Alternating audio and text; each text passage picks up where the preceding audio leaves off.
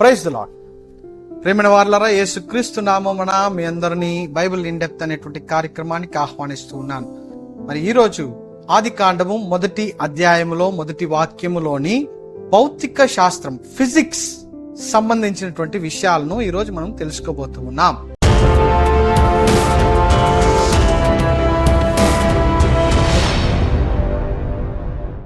Physics లో చాలా ముఖ్యము అని చెప్పేటువంటి కొన్ని విషయాలు ఉన్నాయి. వీటిని పెట్టి సైన్స్ చాలా గొప్పది, బైబిల్ చాలా చులకన అని కూడా కొంతమంది మాట్లాడుతూ ఉంటారు. అవి ఏమనగా time, space, matter, motion, force అనేటువంటి ఈ విషయాలు అన్ని కూడా వీరు మాట్లాడుతూ ఉంటారు. మరి ఈ విషయాలనే ఈరోజు ఆది కాండము 1వ అధ్యాయం 1వ వాక్యములో నుండి మనము చూడబోతూ ఉన్నాం. ఏమనగా ఆది యందు దేవుడు భూమి ఆకాశములను సృజించెను. మొదటిది ఆది యందు అనేటువంటి పదములో సమయం, టైం ఉన్నది. దేవుడు అనగా ఒక శక్తి, ఫోర్స్. మూడవది భూమి ఆకాశములు. భూమి అనగా మ్యాటర్, ఆకాశములు అనగా స్పేస్. సృజించెను, దాన్ని మోషన్ అని అంటారు. ప్రియులారా, ఈ అన్ని విషయాలు కూడా చాలా ప్రాముఖ్యంగా మనకు కనబడుతూ ఉన్నది. మొదటిది టైం. టైం అంటే కాలాలు. ఆది యందు అని రాయబడి ఉన్నది. అదే కాలాన్ని గుర్తించేటువంటి విషయముగా మొదటి వాక్యములోనే ఫిజిక్స్ ఉన్నది. టైం అనగా భూత, వర్తమాన, భవిష్యత్ కాలములు. 3 పాస్ట్, ప్రజెంట్, ఫ్యూచర్ టెన్స్. ఈ 3 కూడా ఆది యందు అనేటువంటి పదములో మీరు గ్రహించవచ్చు. దేవుడు భూత, వర్తమాన, భవిష్యత్ కాలములకు మించినటువంటి వాడు. ఆయన ఆ కాలములో ఉండలేడు. ఎందుకంటే ఆ కాలములను సృష్టించిన అతను అందులో ఖచ్చితంగా ఉండలేడు. రెండవది, ఫిజిక్స్ లో చాలా ప్రాముఖ్యమైనటువంటిది స్పేస్ అని అంటారు. స్పేస్ అంటే ఒక స్థలము. ప్రియులారా, ఈ ఆకాశములు అనేటువంటి పదములో ఇదే స్పేస్ అని మనము గ్రహించుకోవాలి. మీరు ఇంతకు ముందు నేను మాట్లాడినటువంటి అంతరిక్ష ఆశ్చర్యాలు అనేటువంటి వీడియోను చూసినట్లయితే అక్కడ ఈ స్పేస్ గురించి నేను ఎక్కువగా మాట్లాడి ఉంటాను. అయితే ఈ స్పేస్ అనగా లెంత్, బ్రెడ్త్, విడ్త్, ఇవి 3 కలిపితేనే స్పేస్ అని సైన్స్ చెప్తూ ఉంది. దేవుడు పొడవు, వెడల్పు అన్నిటికి కూడా మించినటువంటి వాడు. ఆయనకు కొలత అనేటువంటిది లేదు అని మనము అర్థం చేసుకోవాలి. ఎందుకంటే పొడవును, వెడల్పును సృష్టించిన అతను దానిలో సరిపడడు.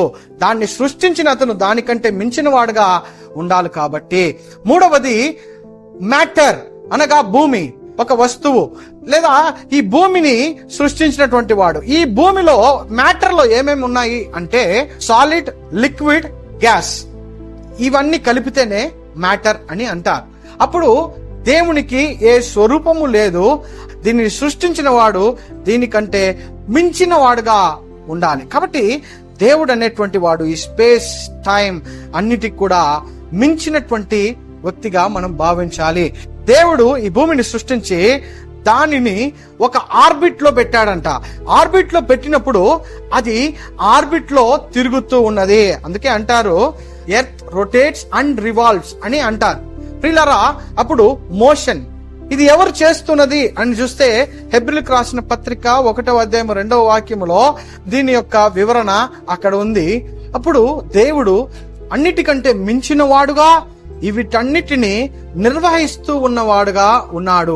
అయితే దీని యొక్క ఫోర్స్ ఎవరంటే దేవుడే దీన్ని సృష్టించి దేవుడే దీన్ని నిర్వర్తిస్తూ మన కొరకు చేస్తూ ఉన్నాడు అని మనము అర్థము చేసుకోవాలి. అప్పుడు ఈ యొక్క వాక్యము 3500 సంవత్సరాల క్రితమే ఇది రాయబడి ఉన్నది. ఆ కాలంలో ఎవరికి కూడా సైన్స్ అనగా ఏమో ఎవరికి తెలియనటువంటి రోజుల్లో రాయబడి ఉన్నది. ఈ 20వ శతాబ్దములో దీనిని కనిపెట్టినటువంటి వారు ఈ సృష్టి జరగాలంటే టైం ఉండాలి, స్పేస్ ఉండాలి, మ్యాటర్ ఉండాలి అని కనిపెట్టినారు. కానీ ఆది కాండం 1వ అధ్యాయంలోనే ఇవన్నిటికీ కూడా సాదృశ్యాలు దేవుడు ఆల్రెడీ మన కొరకు ఉంచాడు. ఈ సైన్స్ లో అన్ని కూడా థియరీస్ అంటారు. ఇవన్నీ కూడా మనుషులు కనిపెట్టినవే. ఈ రోజు ఒకటి అంటారు, రేపు మళ్ళా అది మారిపోతూ ఉంటుంది. కానీ దేవుని యొక్క వాక్యము మారనటువంటిది, అది నిరంతరం ఉన్నటువంటిది. 3500 సంవత్సరాల తర్వాత కూడా ఈ రోజు కూడా అది సజీవంగా ఉందంటే అది సైన్స్ కన్నా మించినదని మనం అందరూ అర్థము చేసుకోవాలి.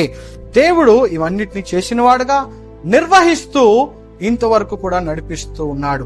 దేవుని యొక్క సృష్టి గురించి అంతా కూడా రాయబడి ఉన్నది. ఇవిట్లో ఒక్కొక్కటిగా ఈ రోజు సైన్స్ అనే పేరుతో కనిపెడుతూ వస్తూ మేము బైబిల్ కంటే గొప్ప అని చెప్పుకోవడానికి ప్రయత్నిస్తూ ఉన్నారు. కానీ ఏది చెప్పుకోవాలన్నా కూడా ముందుగానే బైబిల్ నందు రాయబడి ఉంది. బైబిల్లో సమస్తం ఉన్నది. ఫిజిక్స్, కెమిస్ట్రీ, మ్యాథమెటిక్స్ అన్ని కూడా దాగి ఉన్నది. దాన్ని మనము గ్రహించాలి. మన దేవుడు ఎంత గొప్పవాడో అప్పుడే మనకు అర్థమవుతుంది. కాబట్టి మన దేవుడు చాలా గొప్పవాడు. ఆ దేవుణ్ణి మనమందరూ ఆరాధిస్తూ ఉన్నాం. ఇంకను కూడా ఆయన ఆరాధించి మనము విశ్వాసంలో సాగిపోదాం. దేవుడు మిమ్మల్ని దీవించును గాక. ఆమేన్.